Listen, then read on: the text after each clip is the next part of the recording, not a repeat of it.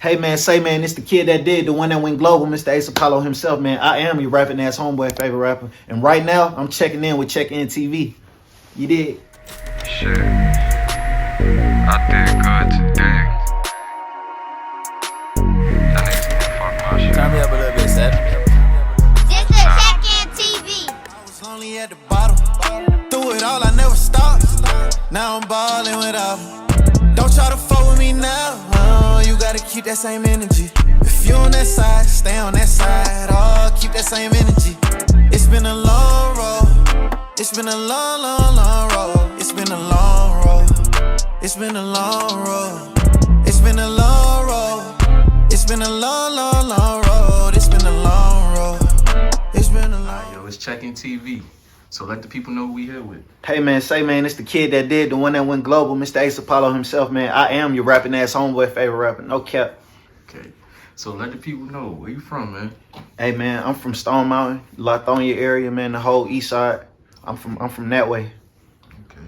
Yeah. So tell us a little more about like your upbringing, about where you went to school, like your parents. Yeah. You know. Shit. So I went to school. I started off on the east side. I went to Pine Ridge, and then I had transferred. I started going to school in Newton for a minute. So I went to Newton High School and like Clements and shit like that. I went to Newton with Black, if y'all familiar with Black with the six like. I went to school with him, Nebuchadnezzar. Like the whole school was talented as fuck. So we all started building amongst each other, and you know, almost every neighborhood had a studio and shit like that. That's when niggas started recording themselves, getting in-home equipment and shit, like 2009, 2010. So I started off there. Then I moved back in Stone Mountain and shit, went to Stevenson and finished out over there. And I really like planted my flag while I was at Stevenson, you know. Okay. So been turning up from there. And my upbringing, you know, I grew up with my moms and shit. My whole family predominantly from New York. So going back and forth to New York, going to the projects, and at the time, that's when New York was running shit. You know, like New York had the ball before we got it. You feel me? So I'm going to New York, seeing how the whole culture was and learning how to spit and freestyling out there. I had uncles that rap. They influenced me to start actually rapping. So I already had the mind for it, you know, and I just took it from there. So as I grew up, I just, you know, grew into it. Okay. Grew into it. And my mom had everybody's CDs, like, I grew up on Jay-Z, DMX, and all that type of shit. I grew up on all the greats. And then from that point, I just branched off and started picking up my own music. Okay. Because you could tell, like, the music you used to listen to, because the way you pronounce words and like how you carry it, I could hear it. So Word. So tell us, like, how long have you been making music, or I say taking it serious? Like I said, I've been rapping since I was 8. That's when it started. Summertime in New York, I remember it like it was yesterday. I've been rapping since I was 8. And I've been taking it serious since then, I would say. But I started recording in 09. Okay. Definitely started recording music in 09 at my nigga Cooley spot, man. Okay. Yeah, I was on some futuristic shit at the time, man. A whole lot of Rich Kid, Travis Porter, Young LA influence. Okay. So we know that Atlanta is like a hot music scene. So where do you feel like your music falls in place at? Like, you feel like radios could pick it up, or what type of crowd do you bring? So I pride myself on being able to live in all spaces with the music. Like, I'm real versatile. So, like, I'm on some T.I. type shit. Like, I can make a record with Justin Timberlake, and I can make a record with Future. I'm on that type time. So you can play me on the radio, you can play me in the clubs. Like, I got songs living in the clubs right now. I got songs on radio in Atlanta right now. But I'm also in that lyrical bag to where I'm dropping shit like Yo Beat Ain't Safe, where I'm rapping on jacking for beats like Lil Wayne. So I'm living in all spaces. Okay. So is there any obstacles that you went through that you could talk about? Definitely. Type of obstacles I went through would be shit like just being a beginner. That's like one of your first obstacles off gate. Just having to build up my confidence, and due to the fact that I wasn't put through an actual professional artist development, and I really had to develop myself, you know. So performing for the first time and getting that up, and then learning how to network and you know, just breaking out of my shell type shit. That was like one of my first obstacles. And then of course, you know, you got the financial aspect where you gotta juggle. Okay, do I dive head first in the streets like I can, or do I stay away from certain things because I don't want to trick myself out my position? You feel me? Just staying down and working the job and using that to fund the Yeah, things. to finance everything. You know, shit like that, man. Shit like that, bro. I done been through every obstacle in this, every emotion, like Nip said. Mhm. Like, I done went through it all about this shit. And I wouldn't change nothing. You feel me? Like that. So, Yeah. what would you say is your creative process these days when you're making music in the studio? My creative process, these days, man, I really be keeping it simple, man. I don't like to do too much playing when I'm in the studio. Like, I really be focused on that. You do what I'm saying? So most of my studio time, I'm using it actually recording. I don't like too many people in my sessions. I don't like too many people around me when I'm putting my shit together. Yeah. Now, I'm real good at freestyling, but I also like typing shit in my notes. It just depends on what type of record I'm doing. When I'm doing my fun melodic records, I tend to not write those because I just want to feel it out, and be free. But when I'm really talking that shit and I'm talking that talk, I like to pen that. So yeah, that's pretty much the whole process, bro. It don't take me no more than like 20 minutes, 30 minutes at best to finish a song, depending on, what I'm talking about. Okay. So, how do you define your sound? I would definitely define my sound. The number one word would be versatile, for sure. Like I said, because I'm living in all spaces. I don't limit myself creatively. I will also describe it as very honest. Yeah. You feel me? It's real conceptual. I like to talk about a lot of relatable topics. Yeah. And I pride myself on that. I'm big on concepts. That's like the first thing I'm thinking of when I'm approaching a song. Like, what am I about to talk about? So, yeah, I definitely say conceptual and versatile, man. For sure. So, tell us more about some of the music that you put out. But before we was talking about the tracks that put me onto you, like Trap Spot, Pink Moscato, Rap Cap, Still, Word. So tell us more about some of the other music you put out. Yeah, so right now, what I got out right now, my first project was Underdog. At the time, I just felt as though like I was ahead of my time as far as like skill wise.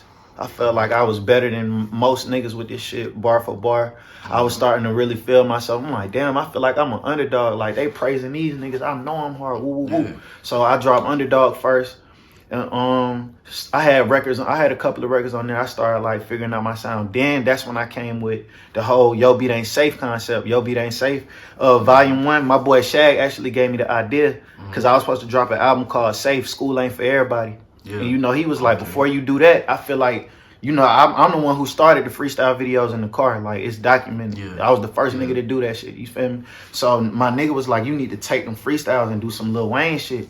And I always wanted to do it. I'm like, for sure. He said, you need to call it Yo Beat Ain't Safe before you drop Safe.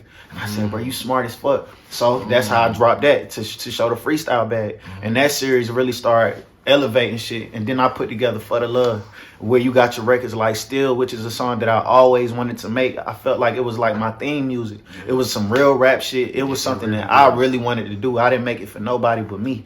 And I really love that record. That's a fan favorite. And then Rap Cap, that was just me showing like, okay, like I said, I'm big on concepts. At the time, that was the lingo. Yeah. Like, these niggas capping this shit, Rap Cap. So that was me just having fun, doing something relatable and still popping my shit at the same time. So, once I got For the Love, I started kind of figuring things out. And now we coming with some new waves. That Long Road just dropped with the video. That's me telling my story, about how I quit my job and got signed and shit like that. So Long Road out right now. We got Make It Look Easy, which is me playing off of all the Southern legends in the game, playing off of their name. It's a real dope record. So y'all check out, tap into that new shit for sure.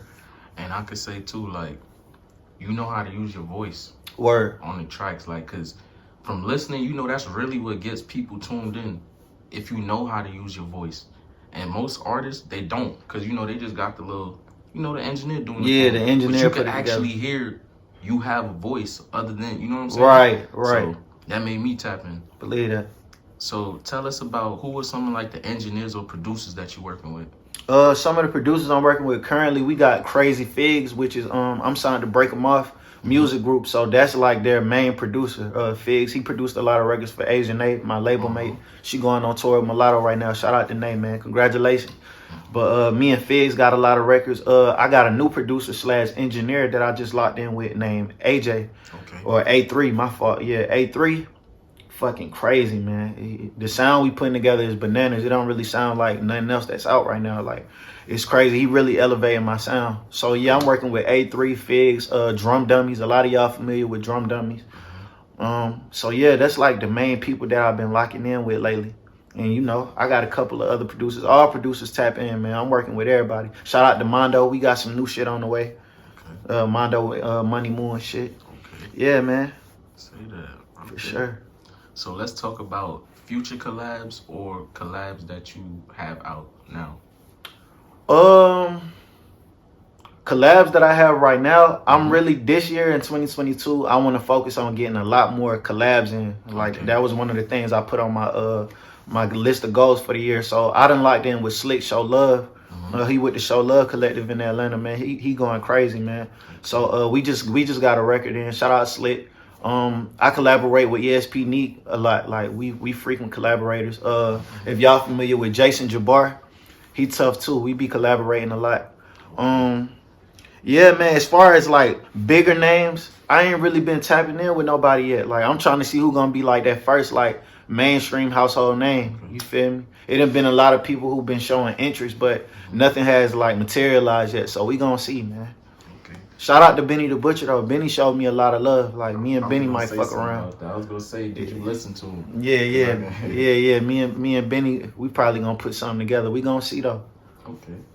And the last artist that you said you collab with, he's an actor as well? Does he Yeah, Jason Jabbar. Hell yeah, he was on the BMF series. And he was in Black Lightning. He was in Black Lightning. He amazing, man. He is good as he is good with this shit as me, man. I want for him what I want for me. He deserve all that shit. Yeah, I tapped in with him. I was supposed to email each other about something. Yeah, he tough. Yeah. Okay. Oh yeah, me and Mikey Aristotle from the East Chain Collective, we got some shit coming too. Shout out to East Chain. I was on their last project they put out. Them niggas hard as fuck too. They did a lot of writing for Missy Elliott. Okay. Yeah, they hard. Okay, so who would you say is your biggest critic of your music? Obviously it's gonna be me for sure. Like, nobody's gonna be a bigger critic than me. But besides me, it'll be the big homie, man. The OG, I call him Lucky.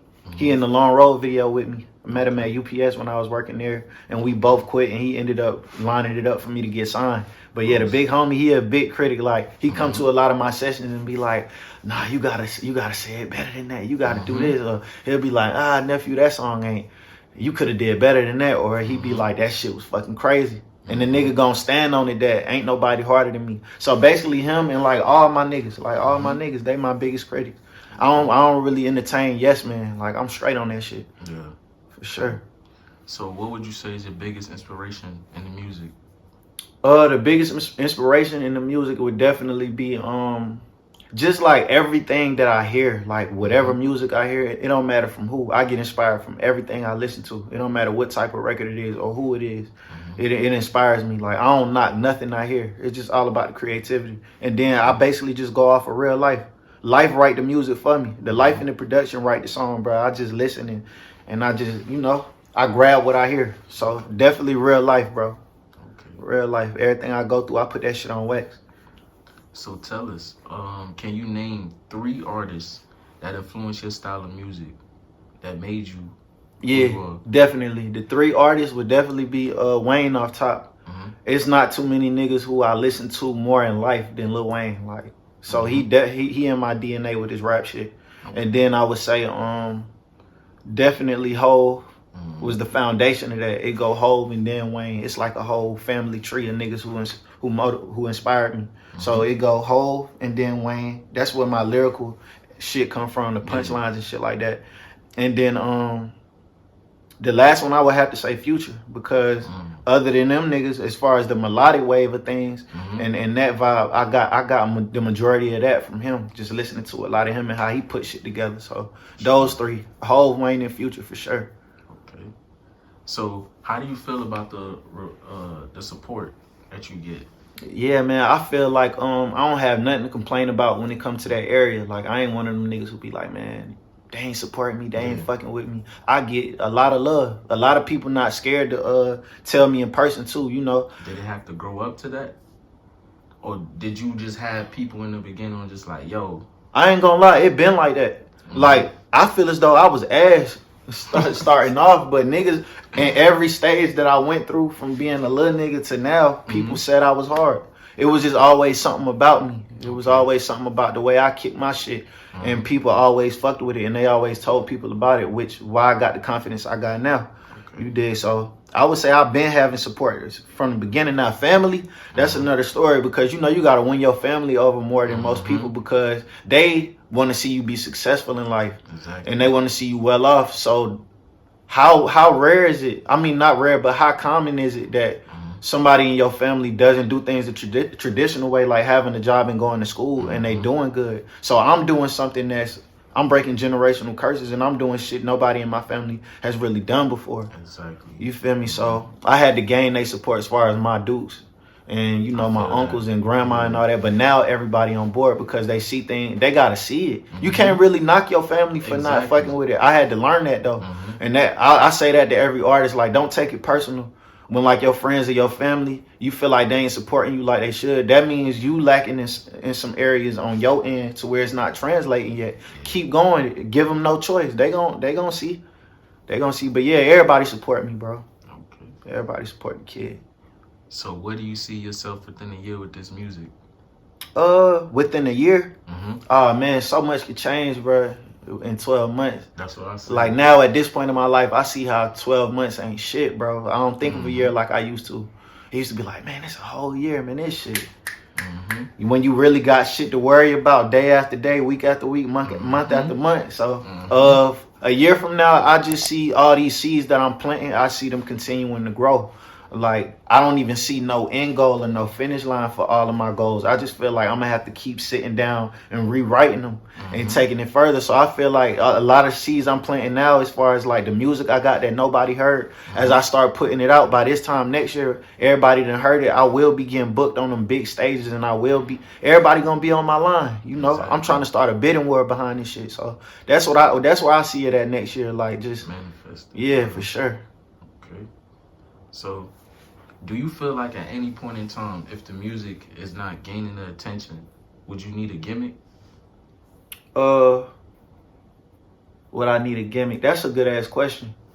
I feel as though I feel like when you resort to gimmicks, like it's desperation at that point. Yeah. You know what I'm saying? I don't never gotta use no gimmicks, because it's always something you could pull out of your own story and who you truly are and make it creative.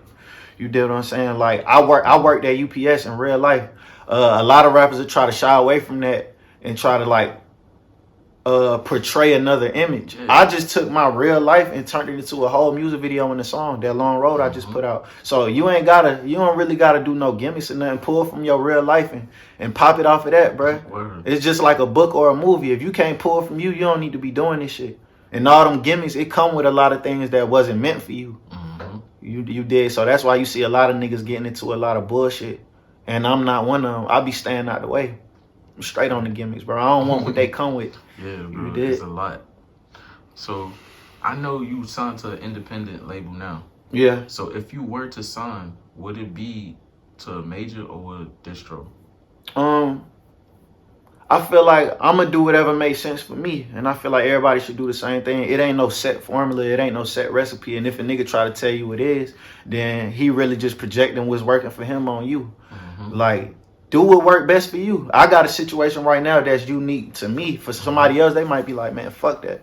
Like, for instance, if you a nigga coming into this game already papered up and you already got bread, you gonna move differently than another nigga who, this nigga need more bread behind his shit. He need, you feel me? So it depends on the person. That's the answer to the question, bro. It depends on the person. So for me, it depends on what my situation look like. The more I could do independently, of course, I'm gonna lean on doing that. Yeah. And wherever I could get some help at, where it makes sense, where we could have a partnership, then I'll go to that level when it's time. Yeah.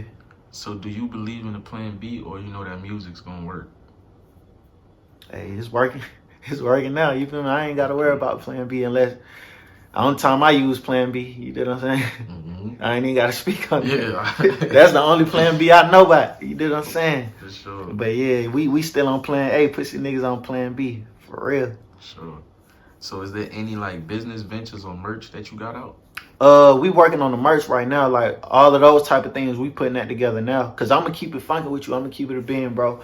out of all these years that I've been rapping that I'm speaking on, I never really was doing shit all the way, like 10 toes being a rapper, all the shit that come with being a rapper that you gotta do. I just, as of late, over the last couple of years, just was like, man, you gotta stop playing, bro. You too gifted, you too talented. You gotta do all of this shit. You can't skip no steps. So now I'm getting into those lanes, which is why now I'm starting to see the benefits of it. So the merch on the way, man. Definitely, as far as business ventures, we gonna have some more of those. I know y'all seen me go out to Italy with John Legend and shit like that, get flown out to Italy, and I'm in them rooms with a lot of millionaires and in them box offices and shit like that. So yeah, bro, I'm starting to get in them rooms. You gonna see a lot of that from me. I'm very marketable, you know.